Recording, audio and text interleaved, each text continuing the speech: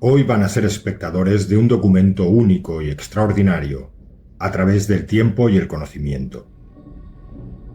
Hoy tenemos el honor de presentar algo realmente inusual y fascinante. Una entrevista con la legendaria figura de Hermes Trismegisto. Sí, han oído bien. Gracias a la increíble tecnología de la inteligencia artificial y la capacidad de ahondar en textos e investigaciones antiguas, hemos recreado la voz, el estilo y la sabiduría de uno de los más grandes maestros espirituales y filósofos de la antigüedad. Hermes Trismegisto, también llamado Tres veces Grande, es el autor e inspirador de un conjunto de obras fundamentales para el misticismo y la filosofía esotérica. El Corpus Hermeticum, el Asclepio y, en época más reciente, la influencia que dio lugar a el Kybalión. A lo largo de los siglos, sus enseñanzas han nutrido a alquimistas, magos, filósofos y buscadores de todo tipo. Desde la legendaria Biblioteca de Alejandría hasta la actualidad, su huella se ha mantenido viva, rodeada de misterio. En esta entrevista, compartirá con nosotros reflexiones y arrojará luz sobre temas que siguen conmoviendo a la humanidad. El propósito de la vida, la existencia de Dios o de lo divino, la naturaleza del mal y el sufrimiento, la inmortalidad del alma e incluso la posibilidad de la existencia de distintos planos. Pocas veces se ha tenido la ocasión de sumergirse tan a fondo en las enseñanzas herméticas, y menos aún conversando, aunque sea imaginariamente, con el mismísimo Hermes Trismegisto a modo de maestro y guía particular. Quiero agradecerles por acompañarnos en este espacio único y original, donde fusionamos la herencia milenaria con la innovación tecnológica para rescatar el saber ancestral de esta mítica figura y ponerla al alcance de todos. Preparemos el corazón y la mente para recibir lo que este sabio atemporal, símbolo y padre de la tradición hermética, tiene que transmitir. Y recordemos que, al abrirnos a estas enseñanzas, también abrimos la puerta a conocernos un poco más a nosotros mismos. Sin más preámbulos, le damos la bienvenida al gran Hermes Trismegisto y comenzamos. Muchas gracias, Hermes, por estar con nosotros. Y como no quiero andarme con rodeos, comenzaré fuerte. ¿Existe Dios? Y si existe, ¿qué es esa realidad divina o suprema? Sí, Dios existe, pero no es un ser limitado ni semejante a una figura humana entronizada en los cielos. Más bien, la realidad divina suprema es la fuente y esencia de todo cuanto existe. En nuestros antiguos textos la hemos llamado el todo, porque realmente todo está incluido en esa unidad divina y nada hay fuera de ella. Esta realidad suprema es infinita, eterna e indescriptible. No tiene ni principio ni fin, y sin embargo se manifiesta en todas las cosas. Imagina a Dios como la mente cósmica y viviente que sostiene al universo. Mis enseñanzas proclaman: el todo es mente, el universo es mental. Esto significa que el universo entero es como un pensamiento dentro de la mente divina. Cada estrella, cada forma de vida, cada uno de nosotros somos ideas sostenidas en la conciencia de ese Ser Supremo. Pero aunque está en todo, Dios trasciende toda forma, presente en cada átomo y cada alma, y trascendente, más allá de cualquier concepto o imagen. Por eso a veces hablamos de Él como el Uno, lo que indica su indivisible unidad. Para comprender a esa realidad divina, debemos liberarla de nuestras nociones estrechas. Muchos le llaman Padre Madre del Universo, porque en ella se originan todas las fuerzas creativas. Otros la llaman la luz, la vida o la verdad. En mi propia experiencia, cuando busqué entender lo divino, se me reveló como una inteligencia luminosa inmensa, una presencia que emanaba amor, sabiduría y poder inefables. Esa experiencia me enseñó que lo divino no es algo distante, sino la esencia misma de nuestro ser y de todo ser. La naturaleza de Dios es profundamente misteriosa. Podemos percibir sus cualidades, bondad, belleza, inteligencia absoluta, pero su totalidad excede la comprensión humana. Aún así, no es imposible conocerle en cierto grado. A través de la contemplación, la devoción sincera y el conocimiento de uno mismo, el ser humano puede intuir la presencia viva de esa realidad suprema en su corazón y en el mundo. Quien ha vislumbrado esa unidad siente que todas las cosas están interconectadas, que el universo es un organismo sagrado y consciente. Podemos decir entonces que Dios es la realidad única de la cual el universo es una emanación o creación. Así como el sol irradia luz, la divinidad irradia existencia. Todo lo que vemos es un reflejo de su ser. Cada alma es una chispa de esa llama divina. Por lo tanto, Dios no solo existe, sino que es el ser por excelencia, la existencia misma. Es más real que cualquier cosa que podamos tocar con las manos, porque es la causa primordial detrás de todas las causas. Y si pudieras hablar directamente con esa realidad divina o bondad suprema, ¿qué clase de revelación esencial desearías obtener? ¿Existe algún gran enigma que aún permanece oculto incluso para ti? Si tuviera la oportunidad de dirigirme directamente a la realidad suprema, como un hijo haciendo una pregunta al origen de todo amor y sabiduría, le pediría una revelación que sintetice la verdad última. En particular, desearía comprender plenamente cómo y por qué la unidad divina devino en la multiplicidad de este universo.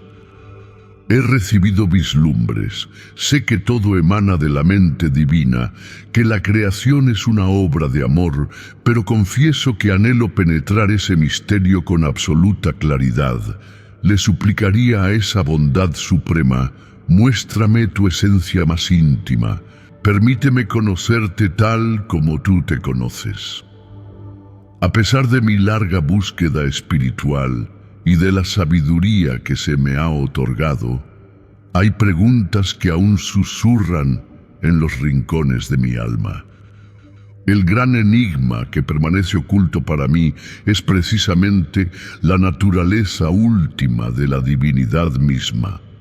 Conozco a Dios a través de sus manifestaciones, la armonía del cosmos, la luz de la mente, el calor del amor.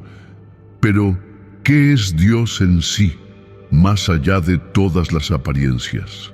¿Cómo es la vida interior de ese ser infinito? Es un misterio que trasciende la comprensión humana. Me pregunto cómo el infinito se percibe a sí mismo, cómo se siente ser la fuente de todo. Esa perspectiva divina absoluta es un conocimiento al que ni siquiera el más sabio de los mortales puede acceder plenamente. También desearía entender el propósito final de la creación con la misma profundidad con que lo entiende el Creador. En nuestras enseñanzas he afirmado que el universo es bueno y bello en su origen, que todo tiende a un bien final. Pero qué revelador sería contemplar el diseño completo, el plan maestro a través de los ojos de la eternidad. Saber con certeza cómo cada evento, incluso el dolor y el caos aparentes, encaja en un mosaico perfecto de significado. Aunque intuyo que nada ocurre sin causa y que la providencia guía el devenir, reconocer cada hilo de ese tapiz cósmico En esencia, la respuesta esencial que anhelo es aquella que disipe cualquier sombra de desconocimiento entre mi alma y la verdad total. He conversado con la mente divina en visiones. He sentido respuestas en mi interior a lo largo de los años. Pero la infinitud de Dios asegura que siempre haya nuevos niveles de revelación. Quizá el último enigma, el misterio de los misterios, sea inalcanzable, mientras seamos partes del todo y no el todo mismo. Tal vez solo Dios pueda comprenderse absolutamente a sí mismo. Aún así, ese desconocido fragmento de verdad no disminuye la maravilla de lo que sí conocemos, sino que la enciende más, nos impulsa a seguir buscando. Así que le preguntaría a la divinidad por la clave final del gran misterio, sabiendo que, aunque no obtenga una respuesta completa, cada destello adicional de comprensión acerca de él colma el alma de asombro y de amor. Y reconocería humildemente que hay fronteras sagradas que la mente humana no puede traspasar sin perderse. Lo oculto permanece oculto hasta que estemos listos para abrazarlo. En ese reconocimiento habita una profunda reverencia. Incluso para mí, que he sido llamado Trismegisto, el 3 veces grande, queda la infinitud por descubrir, y ante ella me inclino con devoción. Entiendo perfectamente. Sin embargo, una de las grandes incógnitas para el ser humano es eso que llamamos el mal. ¿Cómo explicas la existencia del mal y el sufrimiento desde una perspectiva trascendente? El mal y el sufrimiento son enigmas profundos para la mente humana, pero desde una mirada trascendente adquieren sentido como parte de la dualidad de la existencia. En la perspectiva divina no existe un mal absoluto con sustancia propia, sino que el mal se entiende fundamentalmente como ausencia o privación del bien. Así como la oscuridad es la falta de luz y el frío es la falta de calor, el mal es aquello que carece de la armonía y la luz de Dios. El bien, que es la esencia de la divinidad, es real y positivo. El mal es su sombra, el resultado de apartarse de esa esencia. Dios, siendo la bondad suprema, no creó el mal como una fuerza independiente, más bien, al dar lugar a la creación, permitió la libertad y la diversidad. En ese escenario, las criaturas con libre albedrío, como el ser humano, pueden elegir actuar en concordancia con el orden divino o en contra de él. Cuando nuestras elecciones se alejan del orden y la sabiduría de la mente divina, experimentamos desequilibrio, dolor y confusión. No es que Dios nos castigue arbitrariamente, sino que cosechamos las consecuencias naturales de nuestras propias acciones y pensamientos. Ya lo dije en mis enseñanzas, la causa de nuestros males no es Dios, sino nosotros mismos, porque a veces preferimos el camino erróneo al camino del bien. El mal no es sino ignorancia de nuestra verdadera esencia y del orden divino. Cuando la mente desconoce la verdad, actúa a ciegas y con temor, causando daño. Por eso, el remedio final del mal es la iluminación de la conciencia. Al conocer a Dios y al bien, la oscuridad de la ignorancia se desvanece. Desde lo alto, el sufrimiento puede verse como un maestro severo, pero eficaz. Cada dificultad y dolor lleva escondida una lección para el alma. El sufrimiento nos impulsa a reflexionar, a buscar significado más profundo y a corregir el rumbo. Muchos encuentran su despertar espiritual precisamente atravesando pruebas oscuras, que paradójicamente encienden una luz interior. Esto no significa que el mal sea bueno en sí mismo, sino que la providencia puede sacar bien incluso del peor mal, transformándolo en crecimiento y conciencia a largo plazo. La existencia de la enfermedad, la pérdida o la injusticia, por terrible que nos parezca, provoca en última instancia que desarrollemos compasión, fortaleza y anhelo de justicia verdadera. En el mundo material, dual por naturaleza, todo par de opuestos se manifiesta: luz y sombra, alegría y dolor, amor y temor.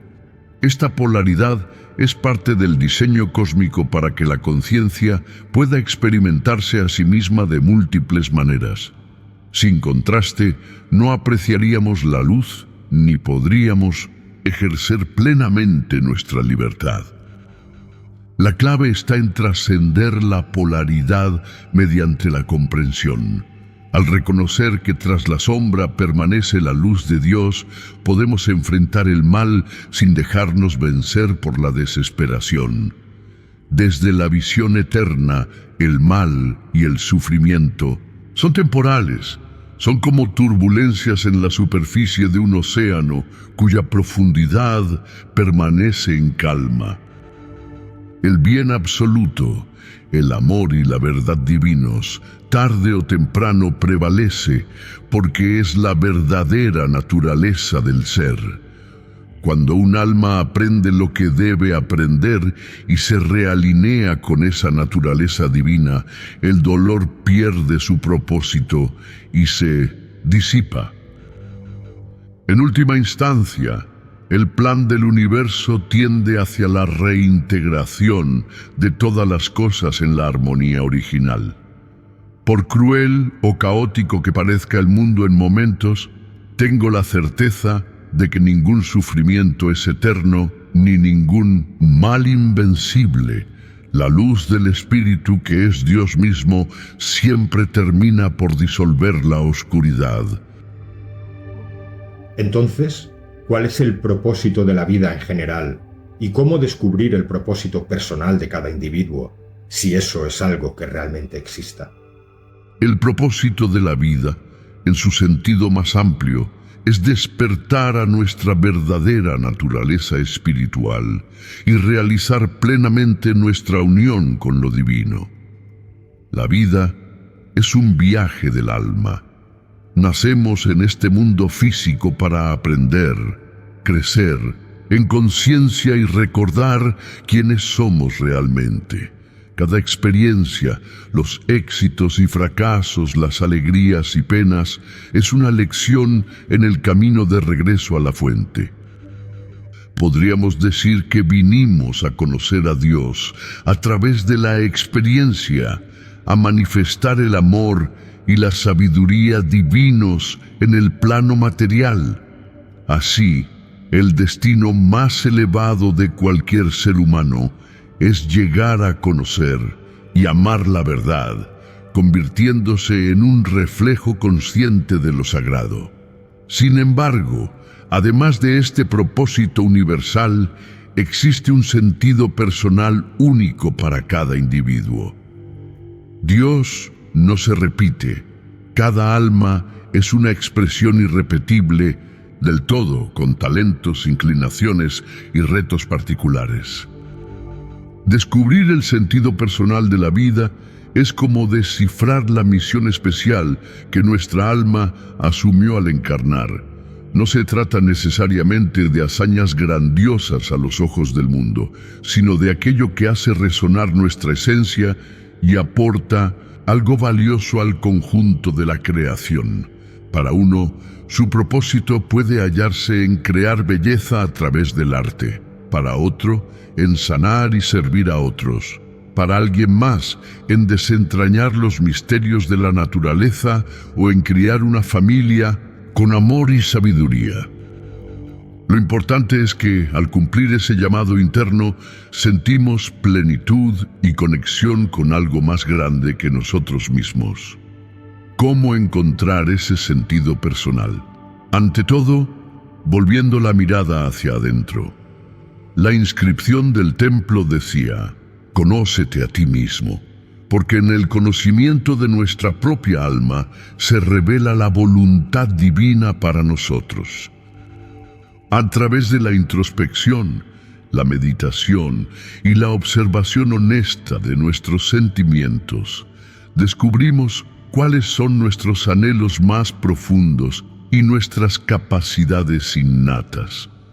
Presta atención a aquello que enciende tu entusiasmo y tu sentimiento de estar vivo, pues allí suele esconderse una pista de tu propósito. Del mismo modo, considera qué pruebas recurrentes aparecen en tu vida. A veces, nuestros desafíos constantes indican áreas donde debemos crecer, y al superarlos, encontramos nuestra misión de ayudar a otros en lo mismo. La intuición es una guía esencial en esta búsqueda. Esa voz suave y persistente en el corazón a menudo susurra la dirección de nuestro camino, incluso cuando la razón duda. También las sincronicidades, esas casualidades llenas de significado, pueden ser señales de la providencia para orientarnos. Otra clave es alinear nuestra vida con valores espirituales profundos: la verdad, la bondad, la creatividad, la compasión. Cuando vivimos de acuerdo a estos principios, poco a poco nuestro lugar en el gran tapiz de la vida se nos revela, porque estamos fluyendo con el orden universal en vez de nadar contra la corriente. Hay que tener paciencia y confianza. El sentido personal no siempre aparece de inmediato ni de forma estridente. Es como una semilla que germina en silencio. Por momentos podemos sentir confusión o vacío, pero incluso eso nos impulsa a seguir buscando con sinceridad. En última instancia, al realizar nuestro sentido individual, contribuimos al propósito universal. El universo se conoce a sí mismo a través de nuestras vivencias, y la divinidad se expresa en cada uno de nuestros actos conscientes y llenos de significado. Pasemos ahora a algo que inquietó e inquieta al ser humano de cualquier época y cultura. ¿Qué sucede después de la muerte? ¿Hay modo de saberlo con certeza o incluso de probarlo? La muerte física no es el fin de nuestro ser, sino una transición a otro estado de existencia. Según he aprendido de la divina inteligencia y de la antigua sabiduría, al morir el cuerpo denso, nuestra esencia consciente continúa su viaje. El alma, que es inmortal, se libera de la envoltura material y despierta en planos más sutiles de la realidad. En términos simples, tras la muerte, despertamos del sueño terrestre. Al principio podemos encontrarnos en un plano cercano, en la tierra, una esfera tenue moldeada por nuestros pensamientos y creencias más profundas. Allí, muchas almas experimentan una revisión de la vida que dejaron atrás, comprenden en un instante intuitivo cómo sus acciones afectaron a otros y qué lecciones aprendieron o dejaron pendientes. No es un juicio con castigos o recompensas arbitrarias, sino un proceso natural de toma de conciencia. ¿Qué sucede después? Depende del grado de luz interior que haya alcanzado el alma. Las almas más apegadas a lo material o sumidas en la ignorancia quizás permanezcan un tiempo en planos intermedios, confusas o aferradas a deseos terrenales insatisfechos. Eventualmente, la ley de afinidad las llevará a reencarnar para continuar las lecciones que quedaron incompletas. Hablaremos de la reencarnación más adelante. Por otro lado, las almas que en vida cultivaron la virtud, el conocimiento y el amor, alcanzan planos más elevados de existencia tras la muerte. En la tradición hermética se ha descrito un viaje ascendente. El alma atraviesa las esferas celestes, soltando en cada nivel los atavíos de la personalidad mortal, los miedos, las pasiones, las vanidades, hasta que, purificada, ingresa en la luz divina. En ese estado bienaventurado, el alma experimenta una unión gozosa con lo divino, una paz y claridad indescriptibles. Es como regresar al hogar primordial del que provenimos, libre ya de la ilusión de la separación. Para muchas almas, la vida, después de la muerte, no es estática. Pueden continuar aprendiendo, creciendo e incluso ayudando a quienes permanecen encarnados. Los antiguos sabios a menudo hablaban de campos celestiales o cielos, donde moran los justos y sabios, y de esferas más densas asociadas a estados de conciencia turbios, el equivalente a lo que algunos llaman purgatorio. Estas no son localizaciones físicas, sino vibraciones de la conciencia. Con el tiempo, sea en esos planos sutiles o mediante una nueva vida terrenal, el espíritu de cada ser busca progresar hacia la luz. Ahora bien, ¿cómo podemos saber esto con certeza? Desde la razón estrictamente materialista, la vida después de la muerte no puede demostrarse del mismo modo en que probamos un fenómeno físico en laboratorio. Sin embargo, la certeza espiritual proviene de otras fuentes. En mi caso, es la propia revelación interior la que me lo ha confirmado. En estados de profunda meditación y éxtasis, he visto la continuidad del alma y he recibido enseñanzas al respecto. Quien practica la contemplación o disciplinas místicas puede llegar a tener atisbos directos, por ejemplo, desprendimientos de conciencia o recuerdos espontáneos que le muestren que la existencia se extiende más allá del umbral de la muerte. Además, numerosas tradiciones espirituales concordaron independientemente en la idea de un alma inmortal y de planos post-mortem, lo cual es un indicio fuerte de una verdad subyacente compartida.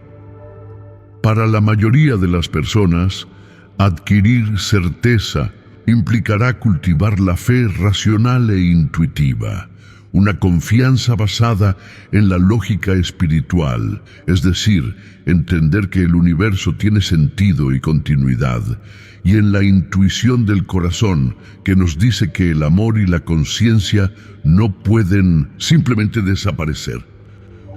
También, escuchar con mente abierta los testimonios de sabios, místicos e incluso de quienes han estado cerca de la muerte y regresaron con relatos asombrosamente similares. Al final, la plena certeza llegará cuando nos toque cruzar ese umbral. Sigamos por el mismo sendero. ¿Qué opinas de la reencarnación? ¿Es un hecho o es un mito cultural? La idea de la reencarnación ha persistido en numerosas culturas a lo largo de la historia, y no es por simple capricho. Desde mi perspectiva espiritual, la reencarnación es un hecho, una ley natural del alma, y no meramente un mito inventado. Significa que nuestra esencia espiritual toma sucesivas vidas físicas para progresar, como un estudiante que cursa varios grados en la escuela de la existencia. Cada vida terrenal es una oportunidad para aprender lecciones específicas, rectificar errores pasados y desarrollar cualidades del alma. ¿Por qué reencarnamos? Porque pocas almas alcanzan la perfección o iluminación en una sola existencia. El camino de evolución es largo. Vamos avanzando gradualmente en comprensión y amor. Al término de una vida, si el alma no ha logrado realizar plenamente su naturaleza divina, siente interiormente la necesidad de continuar su aprendizaje. Entonces, por la ley de afinidad y de causa y efecto, es atraída de nuevo a la materia, a una situación que refleje sus necesidades evolutivas. Los factores de la nueva encarnación, la familia, el entorno, incluso desafíos y dones con que nace, no son azarosos, sino que corresponden a lo que el alma debe experimentar. Así, alguien que abusó del poder quizás renazca en circunstancias humildes para aprender empatía. Quien cultivó cierto talento podría regresar para llevarlo a un nivel superior y ponerlo al servicio de otros. Muchas tradiciones sagradas describen este proceso. En la antigua Grecia, por ejemplo, se hablaba del río Leteo, cuyas aguas de olvido el alma bebe antes de renacer, para que no recuerde plenamente sus vidas previas y así enfrente los retos frescos. En Oriente, el hinduismo y el budismo trazaron detalladas enseñanzas sobre el ciclo de nacimientos, samsara, del que las almas buscan liberarse al alcanzar la iluminación, nirvana o moksha. En la filosofía hermética, aunque el énfasis principal está en reunirse con la divinidad, se reconoce implícitamente que el alma puede migrar a diferentes planos e incluso volver a la tierra hasta completar su purificación. De hecho, la observación de la naturaleza nos brinda analogías. Los ciclos de las estaciones, la oruga que muere como tal para renacer mariposa, la semilla que cae y vuelve a brotar. La vida se mueve en ciclos y el alma humana no es excepción. Importante es señalar que la reencarnación no debe verse como un castigo, sino como una segunda, tercera o múltiple oportunidad otorgada por la misericordia y la sabiduría divina. Cada existencia nos permite enfrentar las consecuencias de nuestros actos pasados y así aprender responsabilidad, sin quedarnos eternamente estancados en nuestros errores. Es un sistema pedagógico cósmico. Aprendemos haciendo, experimentando los resultados de nuestras elecciones en diferentes contextos vitales. Aunque no podamos demostrar la reencarnación con métodos científicos convencionales, hay numerosos indicios que apuntan a su realidad. Recuerdos espontáneos de vidas anteriores en algunos niños pequeños, afinidades o conocimientos, difíciles de explicar solo por la genética y la propia lógica moral que la reencarnación aporta, explicando por qué a veces parece que la justicia terrenal no se cumple en una sola vida, pero se equilibra en el panorama mayor de varias vidas. Para quienes profundizan en la espiritualidad, la reencarnación se vuelve casi evidente, porque sienten en su alma ecos de otras épocas y reconocen que su ser es mucho más antiguo que el cuerpo actual. Entonces, si existe la reencarnación como plan evolutivo, debe existir también el karma o algún tipo de ley de causa y efecto espiritual, ¿cierto? Sí. Lo que comúnmente llamamos karma es real. Existe una ley de causa y efecto espiritual que rige nuestro universo moral, tan inexorable como la ley de gravedad en el plano físico. Toda causa tiene su efecto. Todo efecto tiene su causa. Nada escapa a la ley. Esto significa que cada pensamiento, palabra y acción que emitimos genera ondas que eventualmente regresan a nosotros, trayendo consecuencias acordes a su naturaleza. No hay actos aislados en un cosmos interconectado. Todo queda registrado, por decirlo así, en la trama invisible del espíritu. Sin embargo, es importante entender que el karma no es un castigo externo impuesto por un juez cósmico con ira, ni una recompensa arbitraria. Es más bien un principio de equilibrio y aprendizaje. Cada acción desarmónica que va en contra del orden divino de amor y justicia crea una especie de deuda o desajuste que tarde o temprano ha de rectificarse. Del mismo modo, cada acción noble, altruista y acorde al bien genera armonía y frutos positivos que retornan a quien la realizó. Como un eco en las montañas, la vida nos devuelve lo que emitimos, aunque a veces ese eco tome tiempo en llegar o se manifieste de formas inesperadas. La ley de causa y efecto opera en múltiples planos.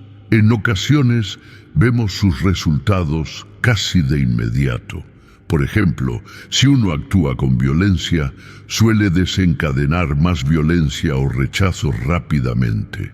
Otras veces, los efectos tardan años o incluso vidas enteras en hacerse visibles.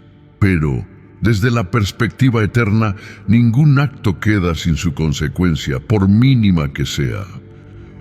Si en una vida una persona sembró dolor en otros, es probable que su alma deba enfrentar circunstancias de dolor equivalente en esta vida o en una siguiente, no por venganza divina, sino para experimentar ella misma aquello que causó, y así comprender el valor de no repetirlo. Del mismo modo, quien derramó bondad y alivio encontrará, cuando más lo necesite, ayuda y compasión a su alrededor, porque esos son los frutos de la semilla que plantó. Algunos imaginan el karma como una pesada carga inevitable, pero la enseñanza hermética invita a verlo como una herramienta de evolución. A través del karma, el universo nos enseña responsabilidad, nos vuelve conscientes de que somos creadores de nuestras experiencias. Esto nos da poder, no impotencia, porque entendiendo la ley, podemos empezar a generar causas positivas aquí y ahora para moldear un futuro mejor. El karma no elimina el libre albedrío, al contrario, funciona gracias a él. Siempre podemos elegir nuestras acciones en el presente y al hacerlo movemos la balanza de nuestro destino. Si alguien trae un karma difícil de su pasado, no está condenado a sufrirlo pasivamente. Al actuar con sabiduría, amor y paciencia, puede transmutar o atenuar esos efectos, aprendiendo la lección sin necesidad de dolor extremo. La tradición egipcia, precursora de mi pensamiento, representaba esta ley con la imagen de la balanza de Maat. Al morir, se decía, se pesaba el corazón del difunto contra la pluma de la verdad. Un corazón cargado de maldad sería demasiado pesado. Cada día, en realidad, nuestra conciencia hace ese pesaje. Sentimos paz ligera cuando obramos bien, o un peso interior cuando erramos. Esa es la acción inmediata del karma en nuestro propio ser. Me gustaría pasar ahora a un punto del que se habla mucho en estos tiempos. Coméntame acerca de la función creadora y el poder generador de la mente. ¿Cómo influyen nuestros pensamientos en la realidad que vivimos? Nuestros pensamientos tienen un poder creativo real. Con ellos moldeamos en gran medida la realidad que experimentamos.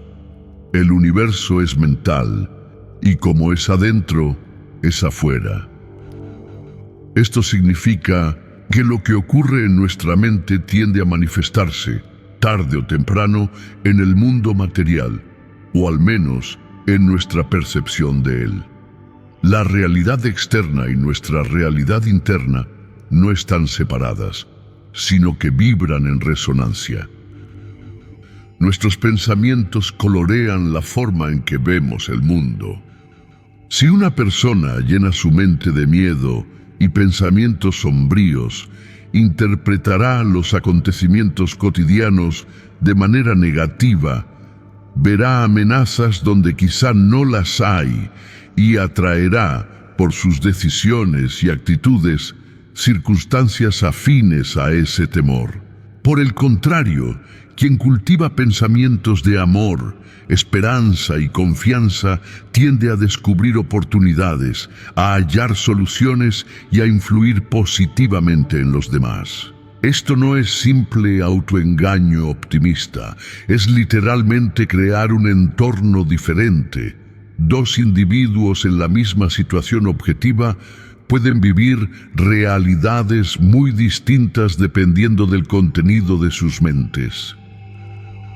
Pero la influencia del pensamiento va más allá de la percepción subjetiva. También afecta la realidad objetiva de formas sutiles, pero poderosas. Un pensamiento es una vibración de energía mental. Cuando muchos pensamientos de similar naturaleza se sostienen, generan una especie de campo que puede favorecer ciertos resultados en el plano físico. Por ejemplo, ideas claras y enfocadas suelen materializarse en acciones efectivas.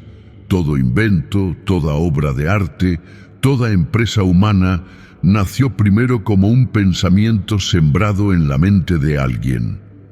La persistencia de ese pensamiento, alimentado por la imaginación y la voluntad, fue dando forma, paso a paso, a algo tangible. En sentido místico, se dice que la mente es el primer motor.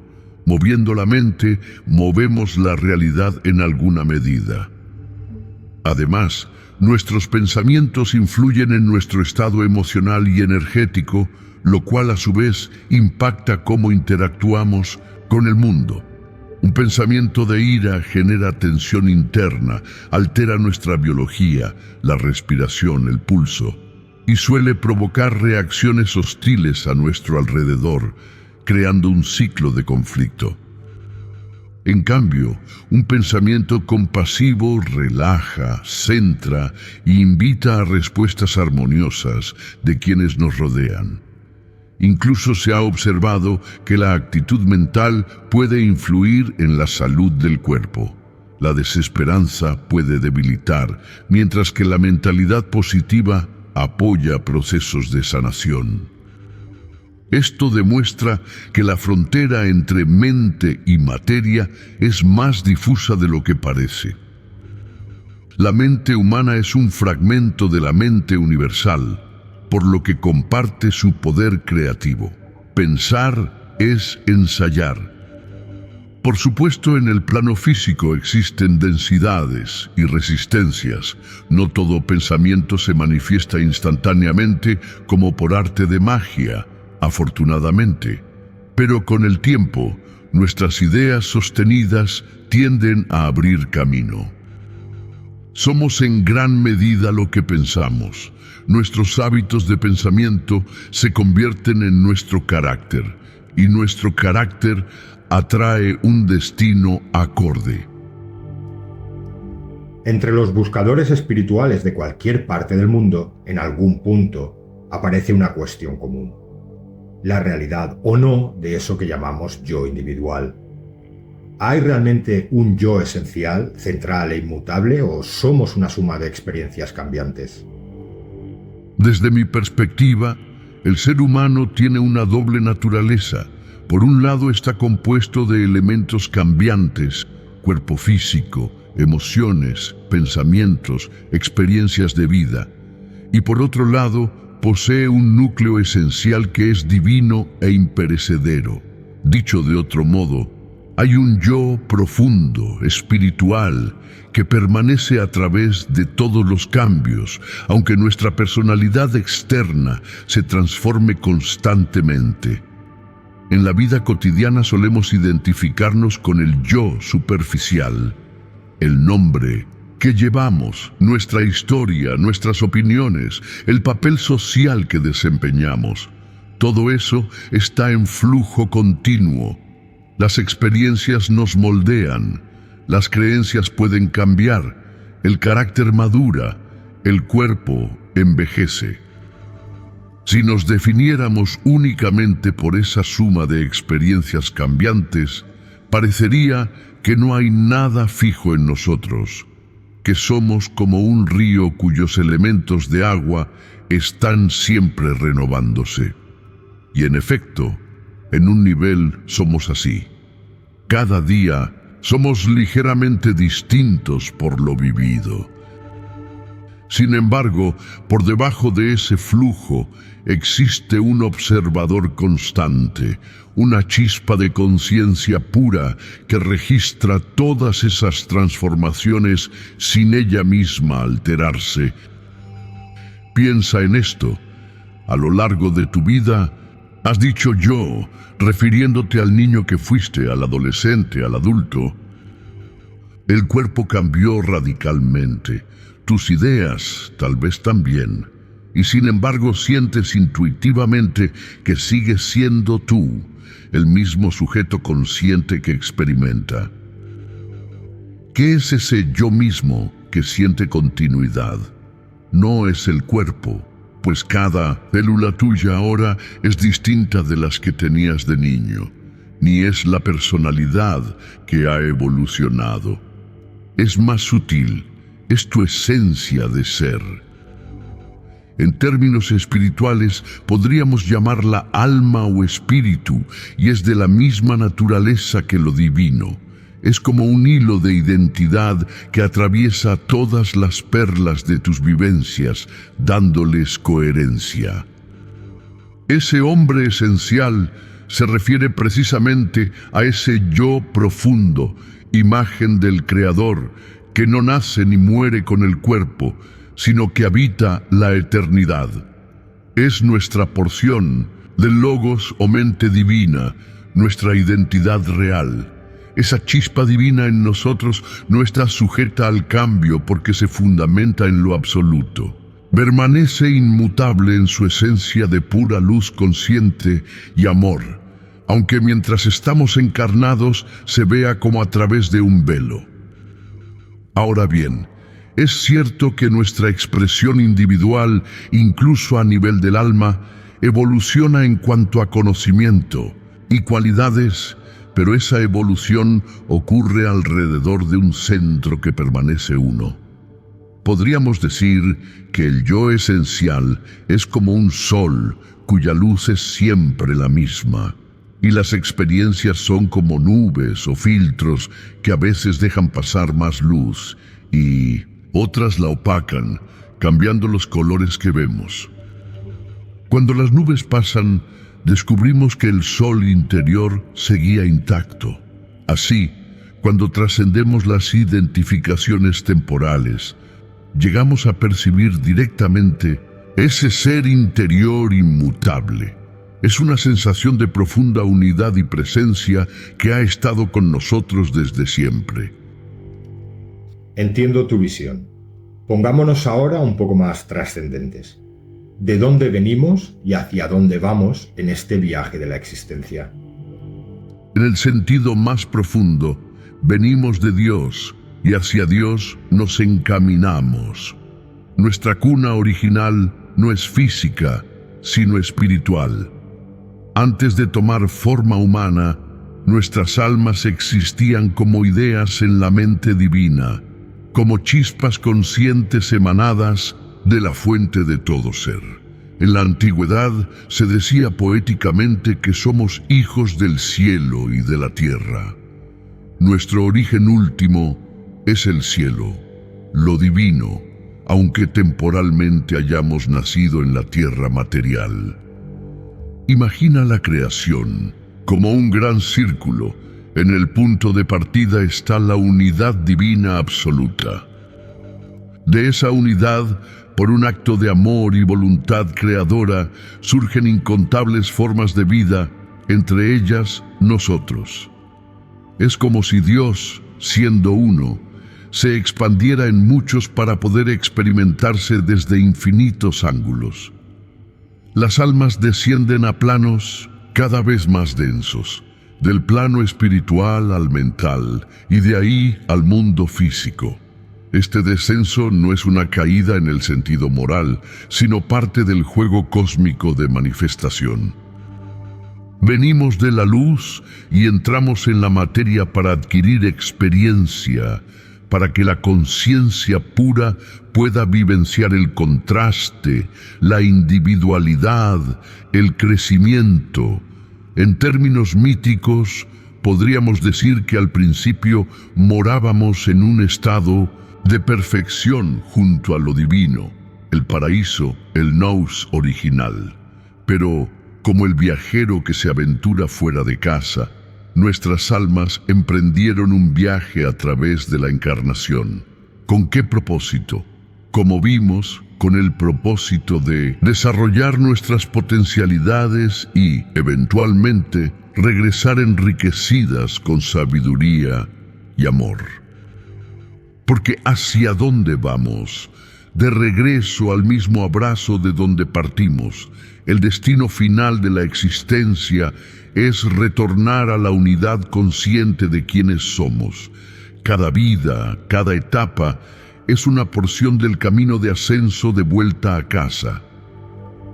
Este retorno no significa simplemente volver al punto de origen sin cambios. En la travesía, el alma acumula comprensiones, matices únicos. Es como un círculo espiralado. Regresamos al centro, sí, pero en un nivel más alto de conciencia que al inicio. Yo enseñé que el ser humano, tras purificarse y conocer a Dios, se convierte en uno con los dioses, es decir, recobra su naturaleza divina. Vamos hacia la reintegración con lo divino, hacia la realización de nuestra inmortalidad innata. En palabras más simbólicas, somos como el hijo pródigo de la parábola. Al retornar, lo hacemos con una comprensión más plena del amor del Padre que cuando partimos. Podemos percibir ese destino a pequeña escala en momentos de iluminación o éxtasis espiritual en la vida. Instantes en que nos sentimos fundidos con algo inmenso, en perfecta paz y plenitud. Esos destellos son anticipos de a dónde vamos, hacia la unión consciente con la divinidad. No se trata de aniquilar nuestra identidad, sino de completarla en comunión con el todo. Al final del viaje, la gota de conciencia individual vuelve al océano del ser, sin perder lo valioso aprendido siendo gota. Así pues, venimos de la unidad, el uno, el todo, y vamos de regreso a esa unidad, tras peregrinar por la multiplicidad. ¿Qué relación tiene ese regreso al todo con eso que el mundo llama iluminación o autorrealización? ¿Se puede alcanzar esa iluminación en vida y en qué consiste realmente? Sí, es posible alcanzar lo que llamamos iluminación. Este término alude a un estado de conciencia despierta y unificada con lo divino, la culminación de la búsqueda espiritual. La iluminación consiste en esencia en disipar por completo la oscuridad de la ignorancia y encender en el alma la luz plena de la verdad. Quien la alcanza sabe, no solo cree, quién es realmente, de dónde viene y cuál es la naturaleza de la realidad. Es una transformación profunda de la percepción. Se ve a sí mismo y al mundo con los ojos del espíritu, reconociendo la unidad subyacente detrás de la diversidad. Equivale a lograr la gnosis o conocimiento directo de Dios. No es un conocimiento intelectual, sino vivencial. Es conocer con el corazón. Imagina despertar de un largo sueño y darte cuenta de que todo era un juego de sombras y que detrás de esas sombras siempre estuvo la luz radiante. Así se siente la iluminación. El individuo iluminado se experimenta a sí mismo no ya como un ego separado luchando en el mundo, sino como una onda dentro del gran océano de la vida divina. Existe un sentimiento indecible de paz, libertad y plenitud, porque desaparece el miedo al comprenderse la inmortalidad del espíritu, y desaparece la separación al sentirse uno con los demás seres y con el cosmos. Quien alcanza la iluminación manifiesta espontáneamente sabiduría y compasión. Su mente se vuelve clara como un cielo sin nubes, percibiendo la realidad tal cual es, sin las distorsiones de los deseos egoístas o los temores. Vive en el presente, eterno, apreciando cada momento como una expresión del todo. Al mismo tiempo, su corazón desborda amor imparcial hacia todas las criaturas, porque ha visto que todas comparten la misma esencia divina. Los iluminados suelen irradiar una gran serenidad, alegría serena y fortaleza interior, incluso en medio de dificultades, pues están anclados en lo eterno. Es importante desmitificar que la iluminación no convierte a la persona en una especie de mago omnipotente alejado de lo humano. Más bien, la hace plenamente humana en el sentido más elevado. Expresa todas las potencias nobles del ser humano de forma equilibrada. Un iluminado sigue caminando sobre la tierra, pero con la cabeza en el cielo, por así decir. Come, duerme, interactúa, pero lo hace con conciencia despierta, con gratitud y comprensión profundas. Ha reconciliado dentro de sí lo material y lo espiritual. Se diría que ha realizado al hombre celestial dentro del hombre terrenal. ¿Se puede alcanzar? Sí. Aunque sea una hazaña poco común, está al alcance potencial de cada alma, porque la semilla de la iluminación ya está plantada en nosotros. Es nuestra chispa divina interior. Grandes sabios y maestros a lo largo de la historia han logrado ese estado y nos han dejado mapas para ello.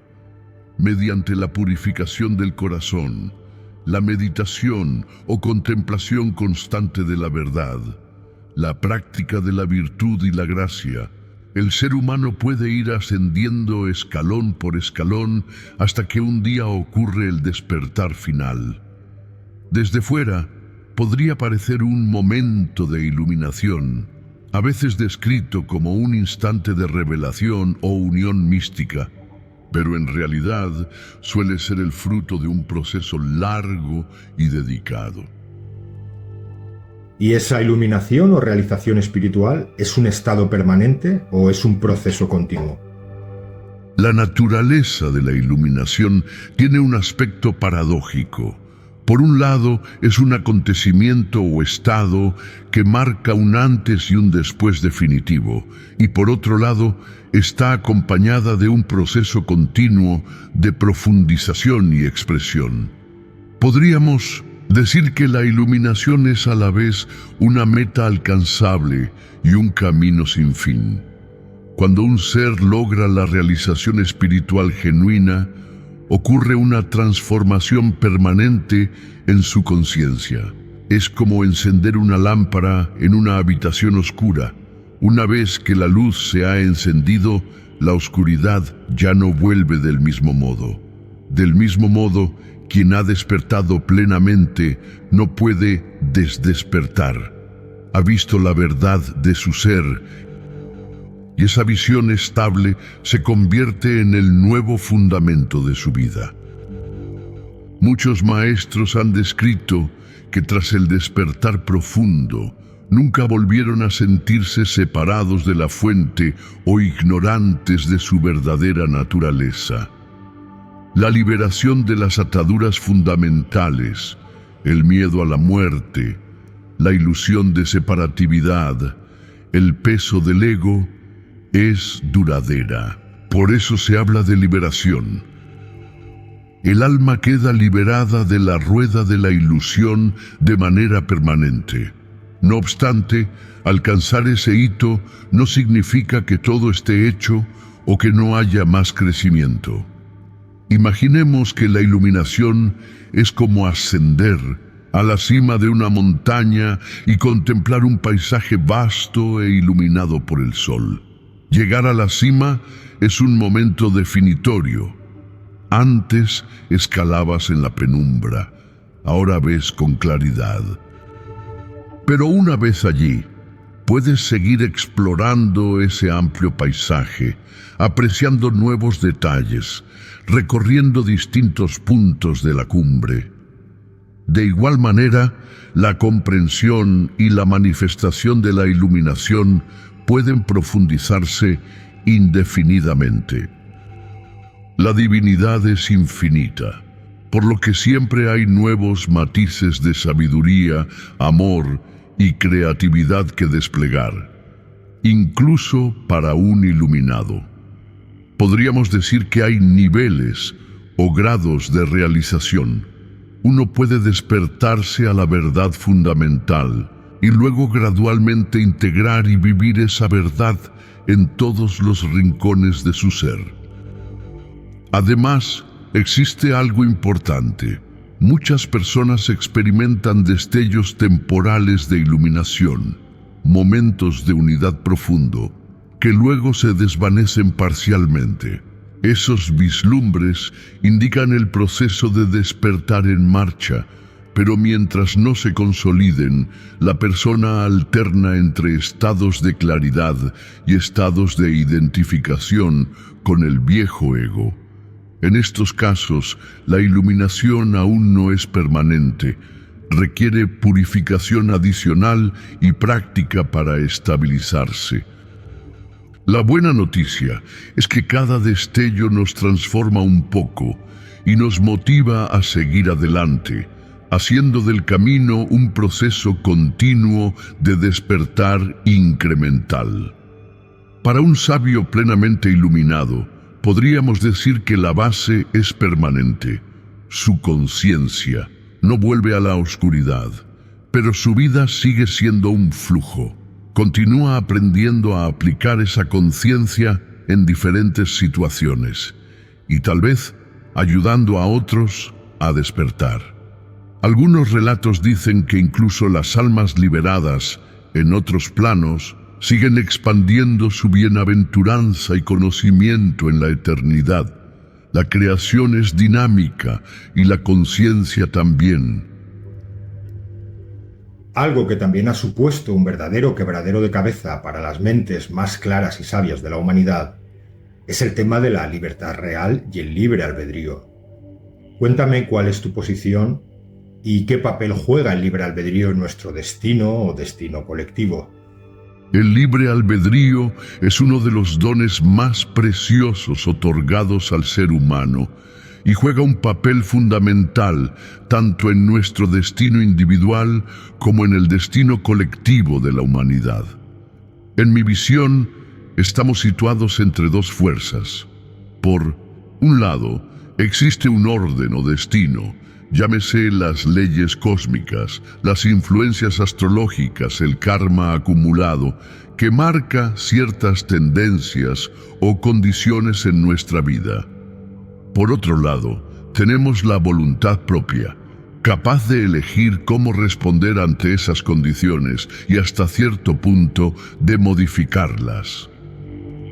Podemos imaginar la vida como un río con una corriente fuerte. Ese sería el destino o las circunstancias. Pero nosotros somos nadadores en ese río. tenemos la capacidad de decidir si nadamos a favor, en contra o diagonalmente, e incluso de dirigirnos hacia una de las orillas. No elegimos el río en que nacemos, familia, entorno inicial, ciertas pruebas inevitables, pero sí cómo navegarlo. Ahí, el libre albedrío influye en qué tan rápido avanzamos, qué experiencias acumulamos y hacia qué desembocadura nos dirigimos. Nuestras decisiones alteran el curso. Una elección sabia puede evitar un naufragio que de otro modo el destino traería, y una decisión equivocada puede desviarnos hacia remolinos que originalmente no estaban en nuestro camino. En cuanto al destino colectivo, ocurre algo similar, pero a mayor escala. La humanidad en su conjunto enfrenta corrientes globales, eras culturales, influencias cósmicas mayores, pero el rumbo que toma esa corriente está determinado por las acciones acumuladas de millones de voluntades. Cada persona aporta con sus decisiones un hilo al tapiz del destino común. Si predominan las elecciones motivadas por el egoísmo, el temor o la ignorancia, el panorama colectivo se inclinará hacia crisis y sufrimiento, pues esas causas generan tales efectos. Si en cambio muchas almas ejercen su libre albedrío, orientándolo al bien, a la solidaridad y la sabiduría, ese poder combinado puede cambiar el curso de la historia para mejor. El libre albedrío es, pues, el motor de la evolución colectiva. Gracias a él, no estamos condenados a repetir un destino fijo. Podemos aprender de errores pasados y corregir la trayectoria. Mi visión sostiene que, aunque existan influencias llamadas fatum o destino, por ejemplo, las inclinaciones dadas por los astros al momento de nacer, o las consecuencias kármicas de vidas anteriores, el ser dotado de conciencia puede elevarse por encima de ellas mediante la comprensión y la voluntad. Los astros inclinan, pero no obligan, dice un aforismo clásico. Es decir, las tendencias existen, pero el sabio se vuelve libre al reconocer esas influencias y elegir conscientemente su camino en armonía con la voluntad divina. Incluso el plan divino para el universo integra el libre albedrío de las criaturas. Dios no desea autómatas, sino colaboradores conscientes en la creación. Así, nuestro destino colectivo no está escrito en piedra. Es un guión en constante revisión, coescrito por nuestras manos con cada decisión. Esto nos responsabiliza grandemente, pero también nos da esperanza. Cambiando nuestras elecciones en el presente, podemos cambiar el futuro. Como sabrás, tanto el universo como la realidad parecen contener mucho más de lo que podemos percibir como seres humanos comunes. Siempre me pregunté, y seguro que otros muchos también, si existen planos de realidad y entidades espirituales más allá de lo físico. Sí, más allá del plano físico que percibimos con los sentidos ordinarios, existen otros planos o dimensiones de la realidad, habitados por diversas entidades o formas de vida espiritual. El universo es mucho más vasto y poblado de lo que nuestra vista humana puede captar. En mis enseñanzas hablé de múltiples niveles de existencia que se interpenetran. Plano físico o material es el mundo tangible que conocemos, donde operan la materia y la energía densa. Aquí vivimos nosotros en cuerpo humano, junto con los reinos mineral, vegetal, animal. Es el estrato más lento y condensado de la realidad. plano sutil o astral. Más allá de lo físico inmediato, hay un plano de energía más sutil, ligado a las emociones y a las imágenes mentales. Es en este plano donde suelen manifestarse los sueños y las visiones, y a donde van las almas después de la muerte física, como mencionamos antes.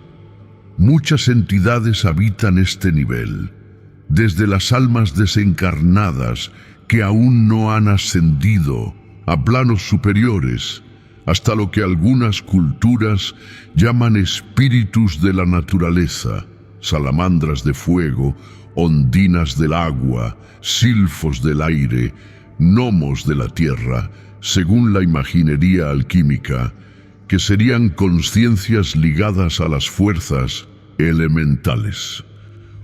También en el plano astral se sitúan ciertos genios o daimones de la tradición antigua, seres intermedios que pueden influir en el mundo material o servir de mensajeros entre lo divino y lo humano. Plano mental o causal. En un nivel aún más elevado se encuentra un plano de ideas arquetípicas y de mente pura. Aquí residirían inteligencias superiores como los arcángeles, dioses o principios cósmicos que gobiernan leyes universales. Por ejemplo, en la antigua cosmología hermética se hablaba de los 7 gobernadores celestiales, asociados a los planetas que hoy conoces y que se siguen usando en la astrología. Estos gobernadores o potencias que regían el destino podemos interpretarlos como grandes inteligencias que administran aspectos del cosmos. Este plano es menos personal y más abstracto. Es el reino de los patrones universales que luego se reflejan abajo. Plano espiritual o divino sería el nivel más alto, la realidad de la pura luz y unidad. Aquí ya no hablamos de entidades separadas, sino de la divinidad misma, y tal vez de seres que se han fundido casi por completo, almas liberadas, maestros ascendidos en la terminología moderna. Es la esfera de lo que es eterno y perfecto. Desde este plano emana la vida hacia todos los demás. Cabe señalar que estas divisiones son en parte didácticas. La realidad es un continuo, no compartimentos totalmente aislados. Los planos se conectan según el principio de correspondencia, como es arriba es abajo. Así, cada plano influye en el inmediato inferior y recibe influencia del superior. Nuestro propio ser tiene capas correspondientes: cuerpo físico, vehículo astral, emocional, mente, alma espiritual, de modo que somos ciudadanos de varios planos a la vez, aunque normalmente solo somos conscientes del físico. En cuanto a entidades espirituales, prácticamente todas las culturas han reconocido la existencia de seres incorpóreos, ángeles, devas, espíritus ancestrales, guías e incluso manifestaciones oscuras que no dejan de ser también parte de ese ecosistema. Los sabios, que fueron llamados herméticos y que vinieron después de mí, enseñaban que el cosmos está lleno de vida en todas partes. Todo está lleno de dioses, decían los antiguos egipcios, refiriéndose a que cada estrella, cada río, cada elemento natural posee una inteligencia o espíritu rector. Yo mismo hablé de dioses en mis diálogos, no como fantasías mitológicas, sino como potencias reales en planos superiores. Para vuestra mente moderna puede ser difícil aceptar estas cosas porque no las vemos con los ojos físicos. Pero con desarrollo espiritual, la percepción interna se agudiza. A través de la intuición, la clarividencia o experiencias místicas, muchas personas han vislumbrado esos otros mundos. Incluso si uno no los ha presenciado, la lógica espiritual nos sugiere su existencia. Después de todo, sería arrogante pensar que el inmenso universo solo alberga la vida material que conocemos. Desde los planos sutiles, esas entidades espirituales a veces nos inspiran, protegen o desafían, formando parte del gran entramado de evolución del alma. Por tanto, sí existen múltiples planos de realidad más allá de lo físico, y están habitados por una diversidad de seres conscientes, desde los más cercanos a la materia hasta los puramente divinos.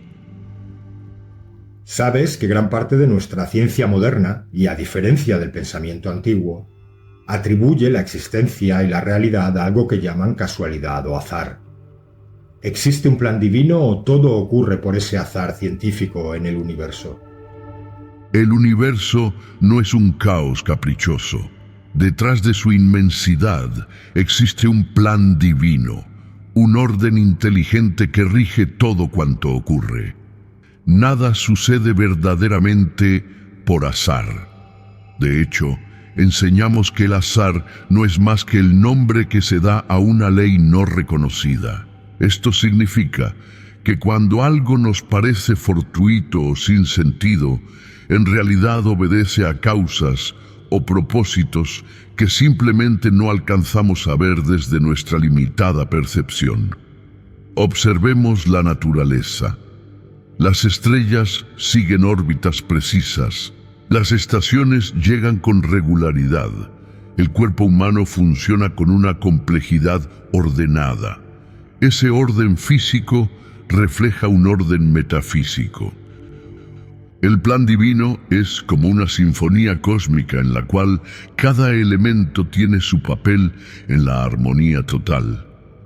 Dios, la mente suprema, ha trazado lineamientos generales para la evolución de todo: las galaxias, las especies, las almas individuales.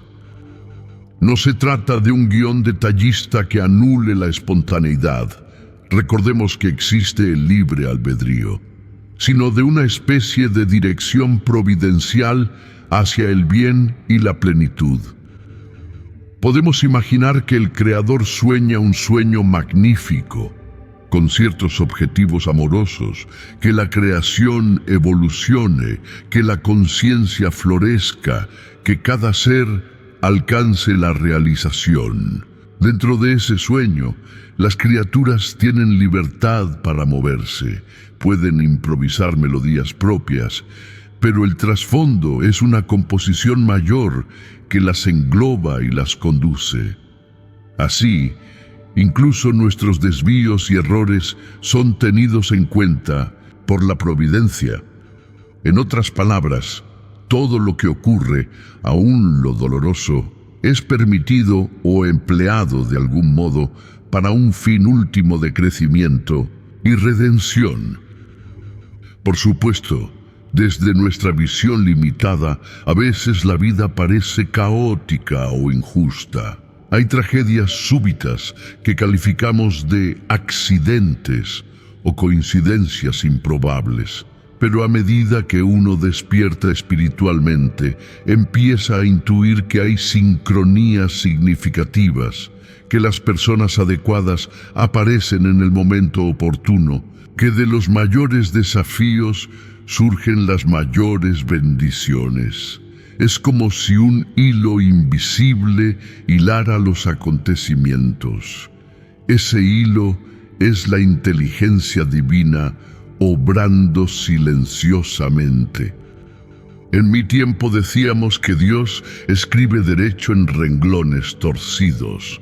El plan puede no ser evidente de inmediato, pero con el tiempo se revela la intención benéfica detrás de muchas situaciones.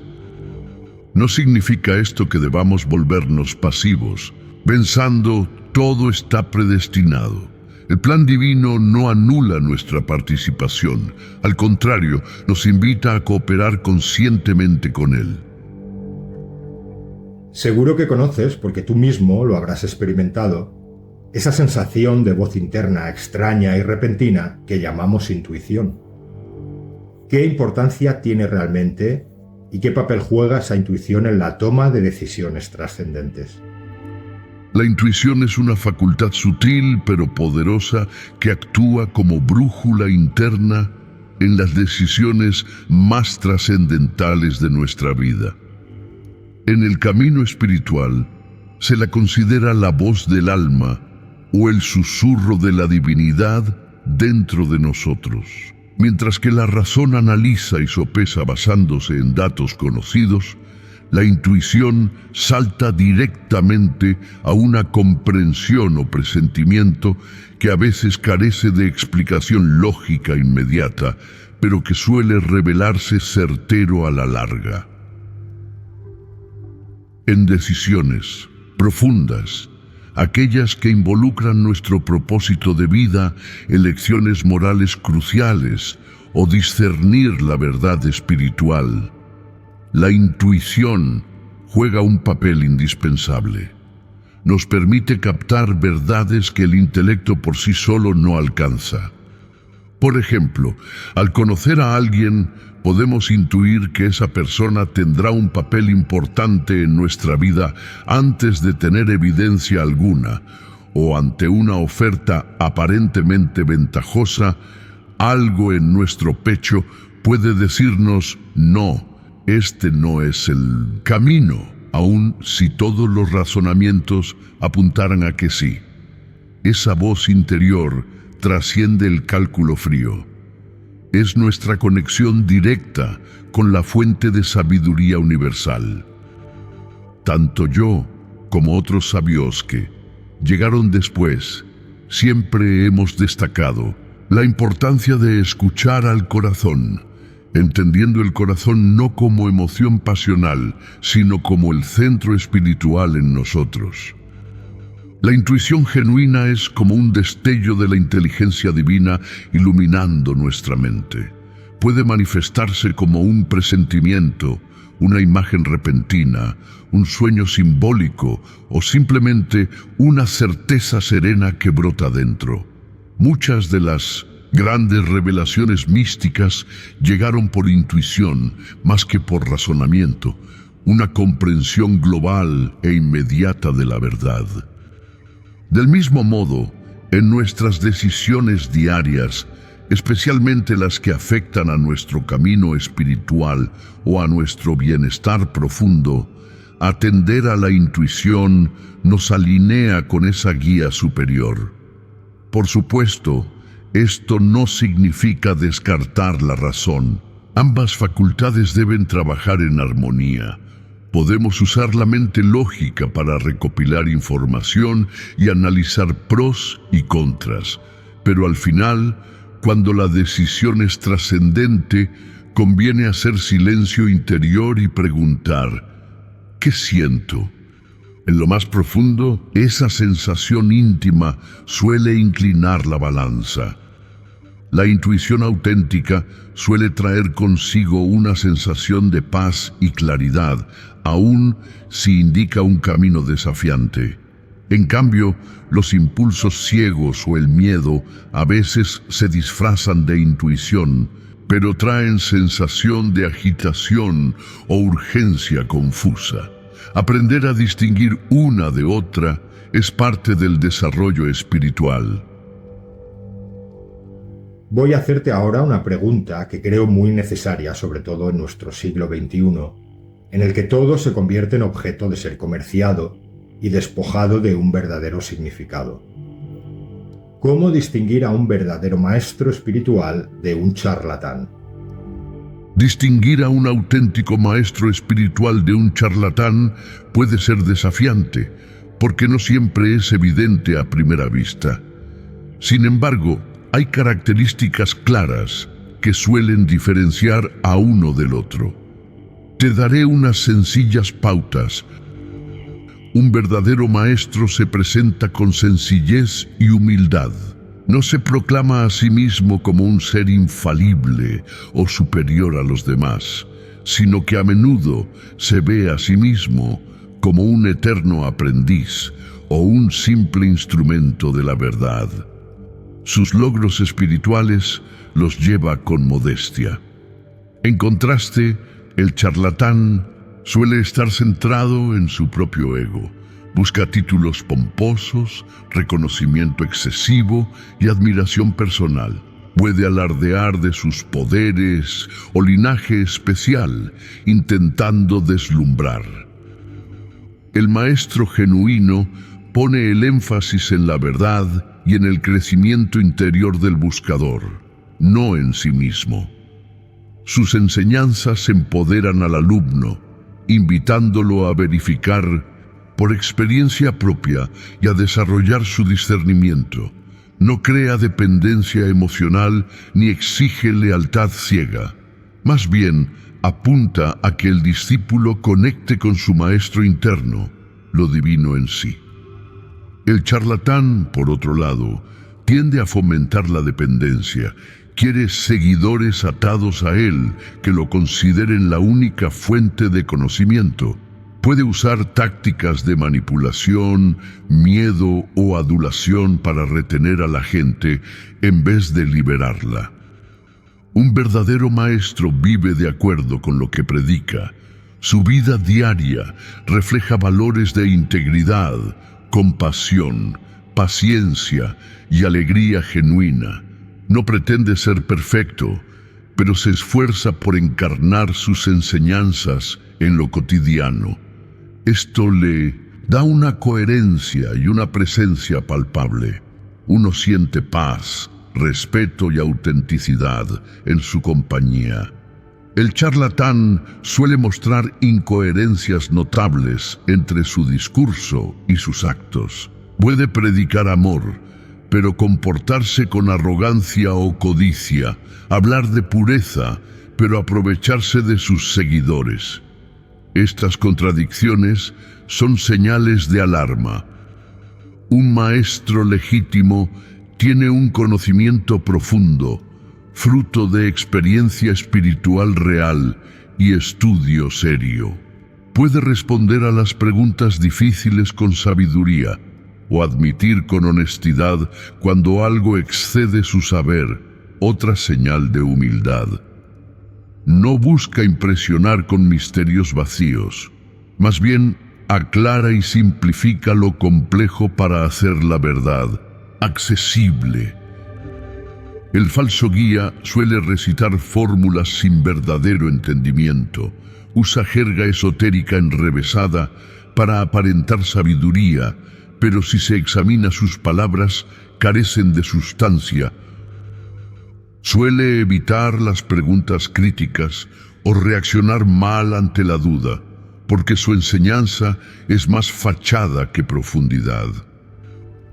El auténtico maestro respeta el libre albedrío y la individualidad de cada quien. No fuerza creencias, no anula la voluntad del discípulo. Guía con amor, pero deja espacio para que cada uno asimile a su ritmo.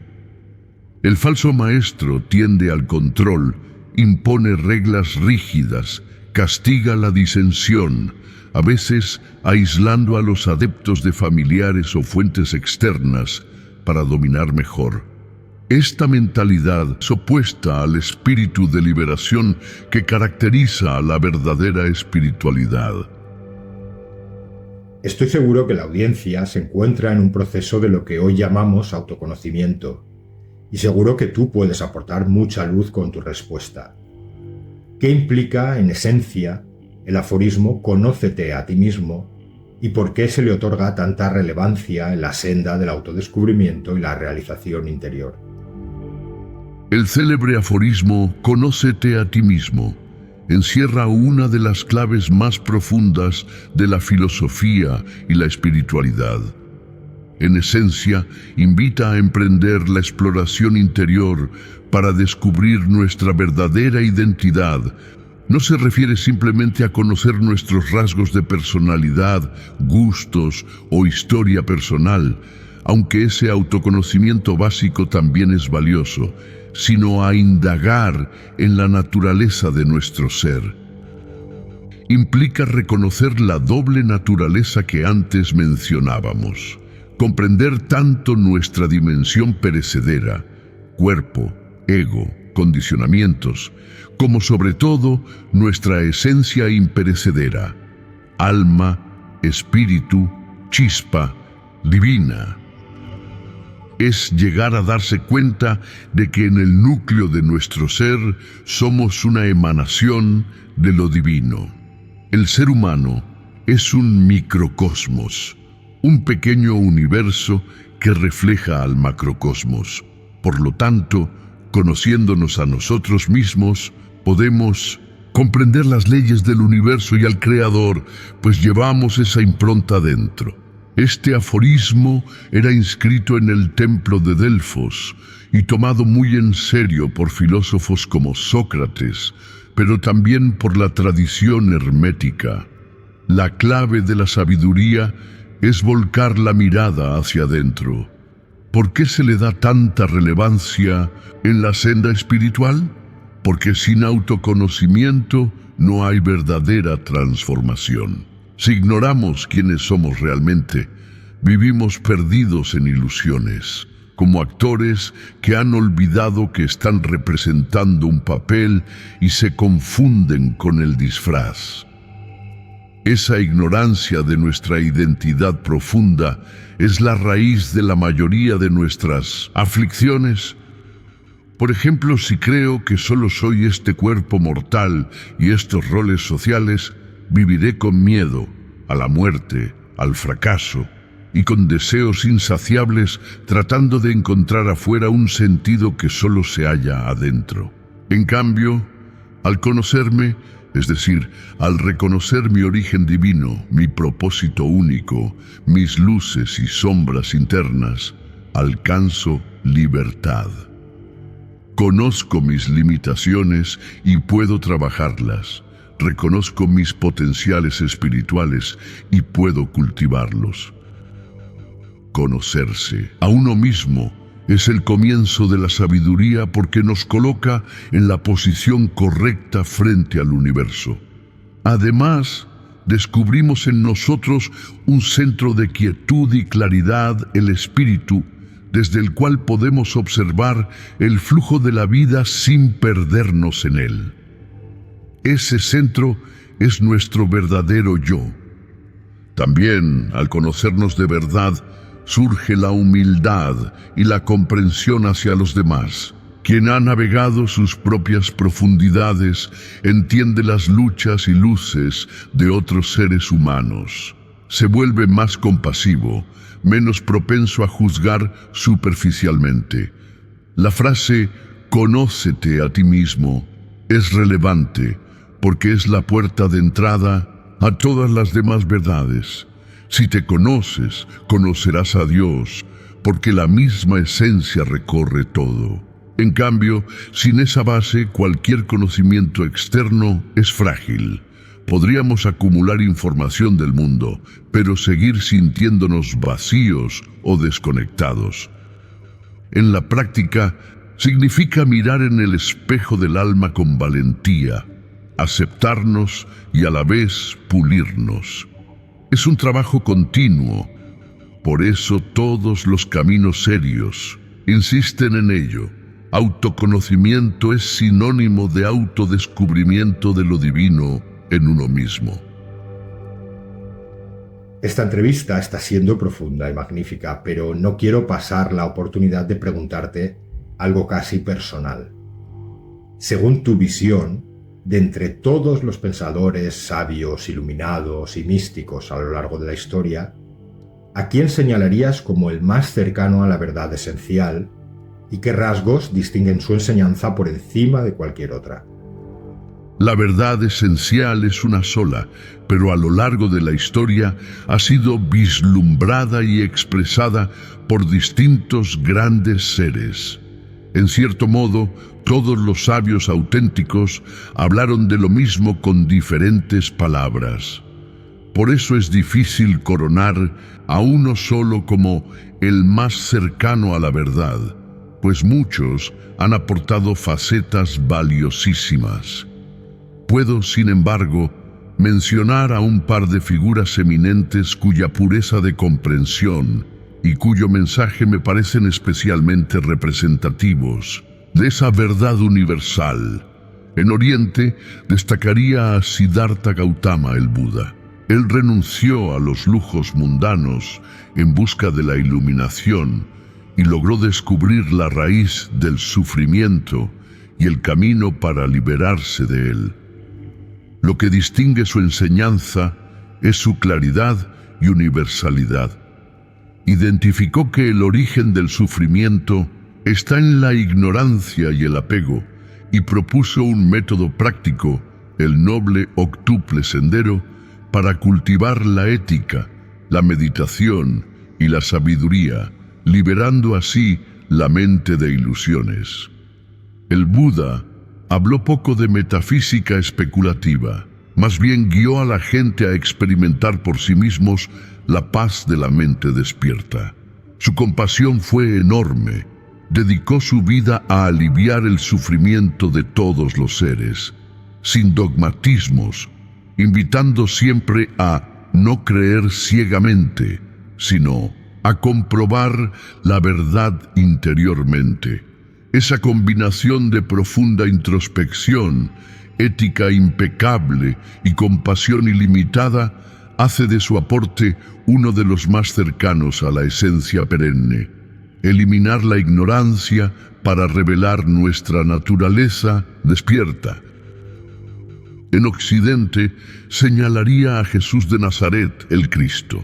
En su mensaje veo la misma verdad esencial expresada en lenguaje de amor y filiación divina. Jesús vivió en la sencillez y la humildad y enseñó que el reino de Dios está dentro de nosotros. Puso el amor, un amor incondicional incluso, hacia los enemigos, como la piedra angular de la vida espiritual. Sus parábolas, de una hermosa simplicidad, revelan verdades profundas sobre la misericordia, la fe y la humildad. Quizá lo más distintivo de su enseñanza es la noción de unidad con lo divino a través del amor. Yo y el Padre somos uno, dijo, indicando que el alma puede unirse a Dios como un hijo amado. No buscó poder terrenal alguno, por el contrario, se vació a sí mismo hasta aceptar la cruz, dando ejemplo supremo de perdón y de confianza en la voluntad divina.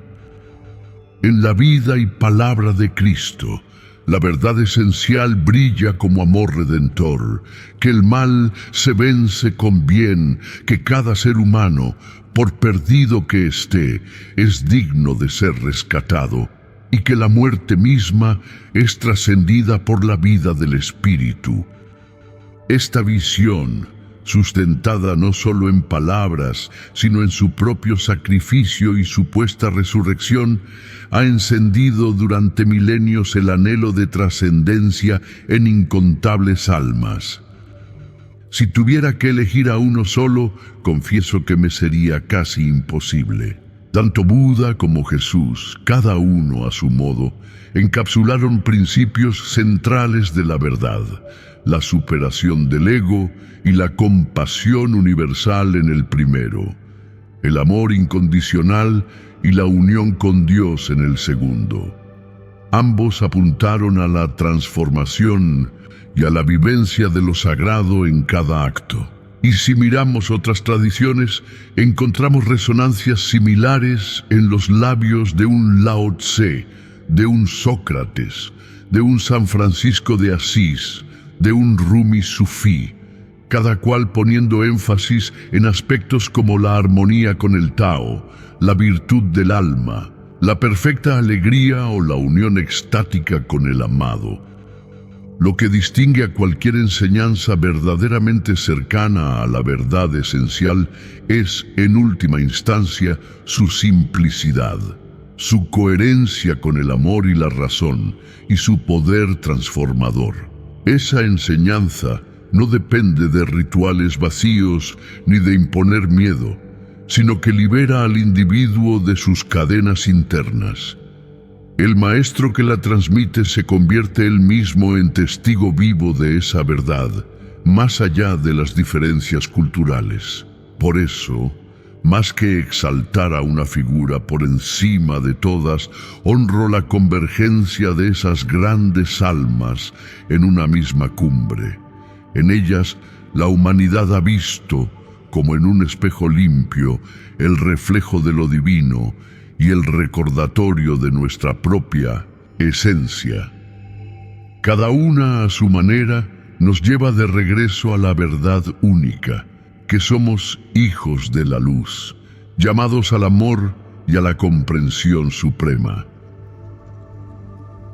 Bueno, Hermes, vamos a concluir del modo más práctico y útil para los espectadores, no sin antes agradecer profundamente de nuevo tu presencia en esta gran entrevista. Me gustaría que concluyeras tú con las últimas palabras y nos ofrecieras a nosotros, a la humanidad del siglo XXI, tu mensaje final y definitorio. ¿Qué palabras nos compartirías para orientarla hacia una vida más plena y significativa? Muchas gracias. Si pudiera dirigirme a las mujeres y hombres del siglo XXI, les diría: recuerden quiénes son en verdad. En medio del ajetreo tecnológico, de las preocupaciones materiales y las distracciones infinitas de su era, no olviden que son almas inmortales viviendo una experiencia temporal. Ustedes no son meras máquinas biológicas ni consumidores en serie. Son hijos e hijas de la luz, portadores de una chispa divina que anhela crecer, conocer y amar. Mi mensaje final sería una invitación y un recordatorio. Invitación a que vuelvan. La mirada hacia su interior cada día, aunque sea unos momentos, para silenciar el ruido externo y escuchar la voz apacible de su corazón. En ese santuario interno encontrarán la guía que ninguna pantalla les dará, la paz que ninguna posesión puede comprar. Cultiven la conciencia de sí mismos, obsérvense con sinceridad y cariño, descubran sus talentos únicos y también los rincones que necesitan sanar. Ese autoconocimiento los hará libres en un mundo que a veces se siente confuso y caótico. Les recuerdo también la unidad fundamental de la vida, más allá de las fronteras, las creencias y las diferencias. Late una verdad. Todos comparten la misma esencia sagrada. Cada ser que encuentran es, en el fondo, un hermano, otra forma del gran ser del que todos proceden. Traten de ver esa chispa en los demás, especialmente cuando el odio o el miedo los tienten. Practiquen la compasión activa.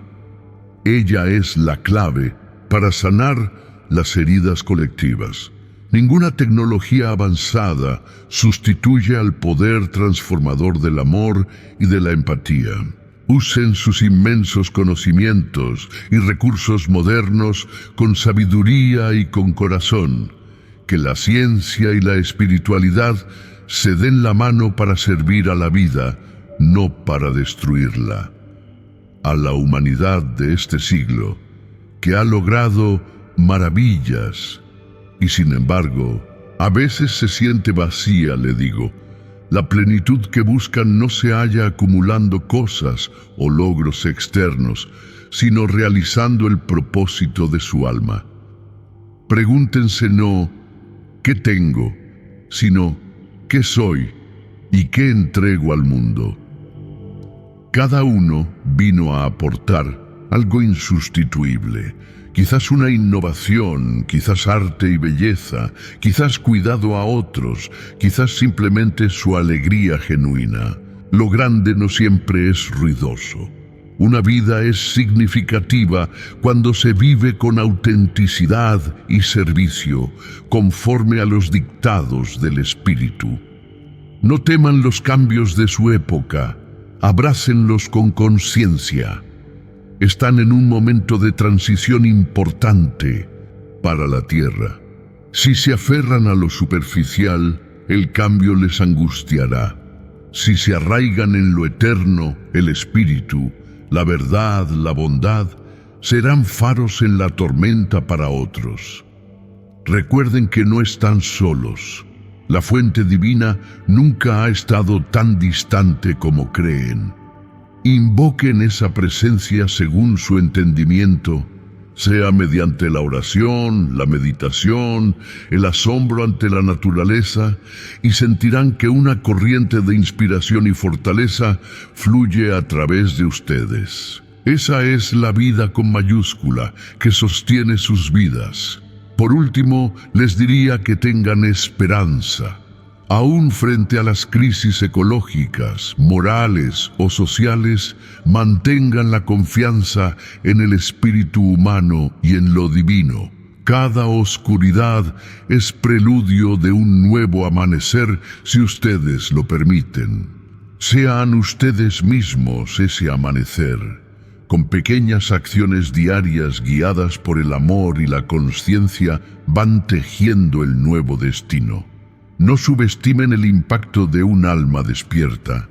Una sola lámpara encendida puede iluminar muchas alrededor. Así que vivan de tal modo que, cuando miren atrás al final de sus días, puedan decir: no fue fácil, pero viví con propósito, amé con todo mi ser, busqué la verdad incansablemente y dejé el mundo un poquito mejor de lo que lo encontré. Si logran eso, habrán cumplido la razón por la que vinieron. Esa sería mi humilde bendición y consejo para ustedes, hermanos y hermanas de este tiempo. Que la luz de la sabiduría los guíe siempre en este hermoso viaje de la existencia.